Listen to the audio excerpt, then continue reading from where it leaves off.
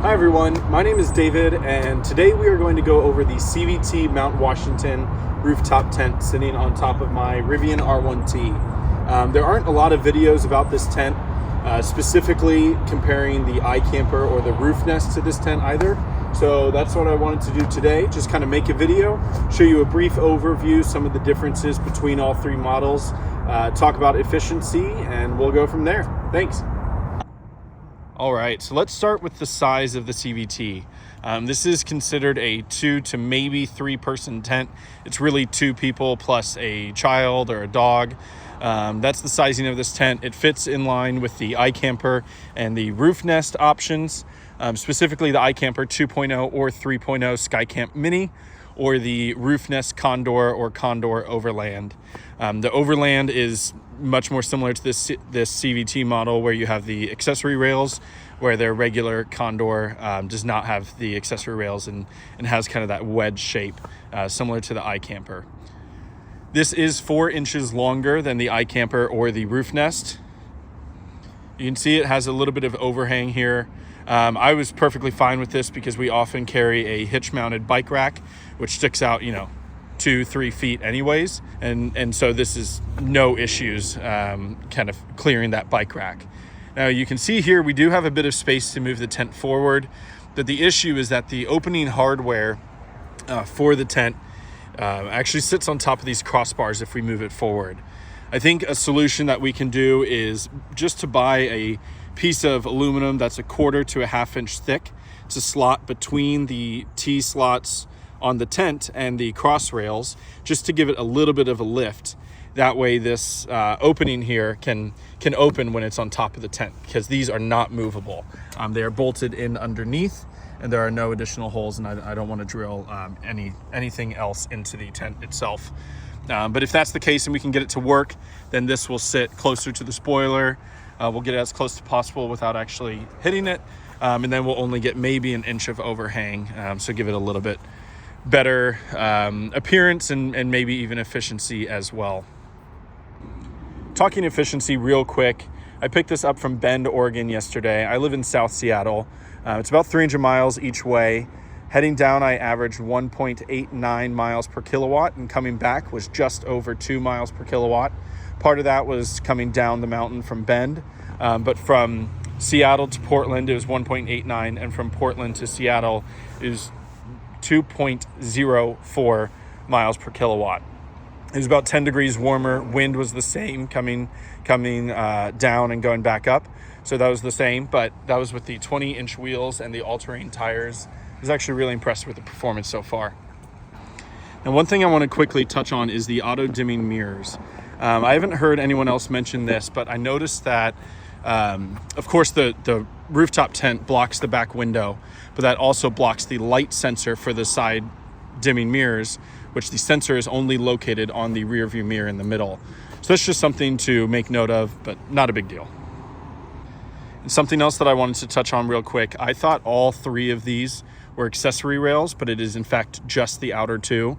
So if you're mounting an axe or a shovel that's just a single point, it'll have to be either low or high, or you'll need to get a bracket to go on there, because this middle, again, is not an accessory channel.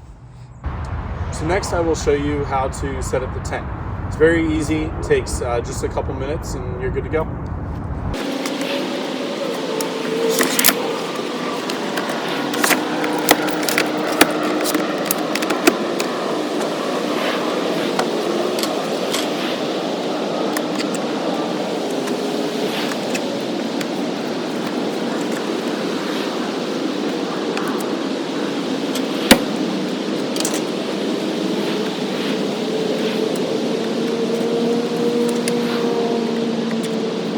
So let's talk about the overall design and color of it. It is obviously black with gray, which matches the iKamper 3.0 version. The Roofnest is like a light gray with orange trim. And I'm not a big fan of that one personally, but I like the black and gray look. The ladder on the CVT is black. It is silver on the iKamper. But all of them are designed pretty much the same. They all just fold out, same rainfly shape, same pole designs. All of that is the same. Now, quality, I was really surprised with the tent, just to be honest. Every little fit and finish on here feels like it should.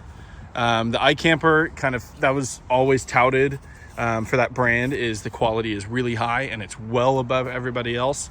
This really feels like the iKamper to me. The seams are just as good, the zippers are just as good, all of it. But on sale, this thing was a lot less than iKamper's. I love that tent, but having the accessory rails on the outside is just really nice. The bags do come included on CVTs, but they are very basic. It's just one big pouch versus the iKamper ones that have like little accessory pouches inside of there, little plastic ones, so you can put some stuff. Those are pretty cheap though, and I think they do fit inside of these, so you could always buy iKampers if you'd like. Now on the side windows, these are fully covered. I shouldn't say fully covered, but they have 3 sides to them.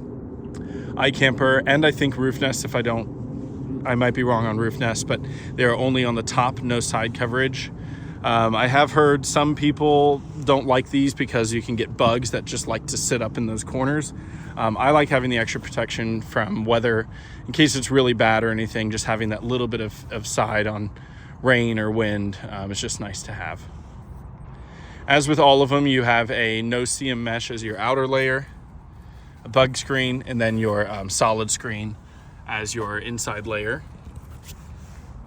Overall, it's just a really clean tent. Simple mattress, simple interior, very clean. You do have a skylight on this one, which is awesome. And it is in the rain fly, so you can leave it open while it's raining and still get a lot of natural light in. And then this dark cover you can close up in case you want it to block light.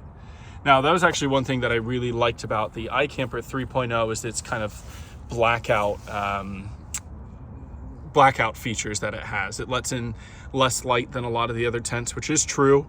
But I was actually really surprised at the CVT's light blocking kind of spec. You can see a lot of light here in the camera. You don't see a lot of that in person. It actually looks like pretty flat. The camera's just kind of emphasizing that. It's pretty dark in here. Like I would be very happy to sleep in here, to sleep in on any camping mornings. The Roofnest version lets in a lot of light, so that's just something to keep in mind. If you want a dark environment, go with CVT or iKamper. If you like letting in light and don't want to have your skylight open, then Roofnest is a nice option too. Now let's move inside and talk about the mattress. I know that this is a big topic for a lot of people, but honestly, if you're a side sleeper, all the mattresses suck. This is 1.5 inches thick. It's, I think, the thinnest one on the market. iKamper and Roofnest both have a 2 to 2.5 inch thick mattress. But again, if you sleep on your side, you're gonna feel it no matter what mattress you go with. So don't let the mattress dictate what tent you get. It's better, honestly, to get an Xped or iKamper's inflatable mattress. That iKamper one will fit inside of this or the Roofnest. So again, if you're a side sleeper and you're not happy with the performance of this, you're not going to be happy with the 3/4 to 1 inch thicker mattress on those two. They're just not great ever. So just get an inflatable mattress. I'm 6'1". I can lay here with a pillow and a bag on the back and have room for everything. My wife can fit next to me, and then dog in the middle. We just have a little dog. Now this is, I think it's 3 inches wider than the iKamper version due to the overall length. So if you do want a little bit of extra space, that is nice to have. The overall awning here is very simple. Again, all of them are the same. But one thing that is nice is that the CVT comes with the additional awning for free in the box that you can attach to the outside. I won't set it up right now, but the whole thing basically zips to this inside portion, and then it goes out pretty far. One thing to make note of is that if you mount it like this over your bed, whether it's in a Jeep or a Rivian or a Tacoma, that awning will go really low to the ground, kind of honestly like waist to maybe chest high. We don't plan on putting it up that often, but again, on those really heavy rainy days where you want just a little bit of extra protection for your stuff, it's definitely nice that it is included for free. And then moving to kind of the side window here, I leave it just closed, tied down in place because of the spoiler. And I'll definitely leave it like that if we do end up scooting it back. I have seen some people, they will pull it out and kind of tie it to the cross rails on the roof. That's definitely an option if you want to like look into the back seat of your car, if you have a dog in there or something like that, but this is what I do. Now, one thing I wanted to touch on was the difference between the CVT Mount Washington 1.0 and 2.0 version. They're both on their website. The 2.0 is the main tent you see as a regular sale, and the 1.0 model is in the outlet section of their website. I think the 2.0 is $2,500 right now. The 1.0 is about $2,100. I actually bought the 2.0 yesterday. I paid $2,500 for it. It's on the receipt. That's what they said they installed, but this is in fact the 1.0 version. They're off because of the holiday weekend, but I've left them a voicemail, sent them an email, so we'll see kind of what they come back with, because I don't really want to make a 6-hour one-way drive again just to pick this up for their mistake. So we'll see what happens there. But touching on the differences between the 1.0 and 2.0, the 1.0 has these metal poles for the rain fly, just like the iKamper and Roofnest. That's the same. The 2.0 has a black U-bar that goes across it, and then it basically folds out and you put tension on them and snap it closed, kind of like a tent pole. It's really easy. I liked that feature. The sides are the same. You still have those poles, but not on the front here. Then it has a tension rod in the middle too, just to kind of help with that. I liked that. And then the inside skylight on the 1.0, they said tends to get foggy, and it's hard to tell because of the straps and the sunlight, but this one is, it looks pretty dirty. I don't know what it is or if I can clean it, but that's just something to make note of. They said the 2.0 fixed that issue. Not big deals. I'm not sure if the price is worth it, but I bought the 2.0, so we'll see what they end up doing. The skylight in the iKamper, I've never seen any issues with that. That's just kind of the same. All of the rain flies, no matter what brand you can get, still can frost up and can get some condensation on the inside just from the nature of heat trying to escape the tent in cold weather. So one brand over another is not going to perform any differently in terms of condensation.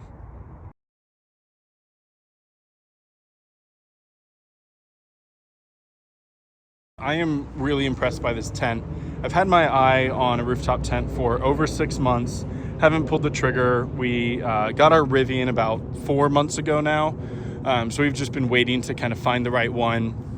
I live about 15 minutes from iKamper's headquarters and showroom in Kent, Washington, which is South Seattle. So I have been in that iKamper plenty of times, and that is an excellent tent. I just mention it so much because it is the most popular one for Rivian owners so far, but the price is hard to justify over the sale price of this. If you're looking at regular pricing, this tent is $4,500. The iKamper is between, I think it's $3,600 and $3,900, depending if you want the glossy or the rocky finish on the tent. So if those are the regular pricing, it's up to you. I don't know if the CVT is worth it for the accessory rails for that extra anywhere from $500 to $700 more. But this one was on sale for $2,500, and that was an absolute no-brainer. The iKamper right now for Black Friday is $200 off all of their 3.0 models and 25% off of their 2.0 models. I never considered the 2.0 just because I want kind of whatever their newest version is, and I like the color scheme of the 3.0 better. But yeah, I mean, this tent is great. It feels like the quality of the iKamper, but has the utilitarian shell of the Roofnest. And the reason that I didn't really want to go with the Roofnest was all of the horror stories that I had heard about their customer service. I've known people that have great experiences and ones that have had bad experiences, but I just didn't want to take that risk. CVT was local to the Pacific Northwest, so if I do have any issues, I can get it resolved with a long drive, and they aren't located in Colorado like Roofnest is, so it's a lot easier to get serviced. Just adding in a little bonus that I forgot to film earlier. I got one accessory for the tailgate that is absolutely awesome. It's this thing called Last Box, and it simply clips into the side to help prevent it from sliding backwards. But this has been a game changer for groceries or any small items that I don't want to put in the front of the vehicle. Just slides out. Again, it catches so it doesn't actually fall off here. But to be able to load everything up slide it back in. It's really nice. I'm not affiliated with them, but I'll drop a link below as well if you like this. All right, that's all I've got. I hope this helped you make a decision between the CVT, the iKamper, and the Roofnest tents. There are a lot more hard shell options out there. I've made a whole Google link, and I'll drop a link in the description below. But honestly, get a hard shell tent if you're going to get a rooftop tent. The soft shells are cheaper, but the benefits of having the hard shell to protect against wind is major, and then having the setup time of just 2 to 3 minutes versus 5 to 10.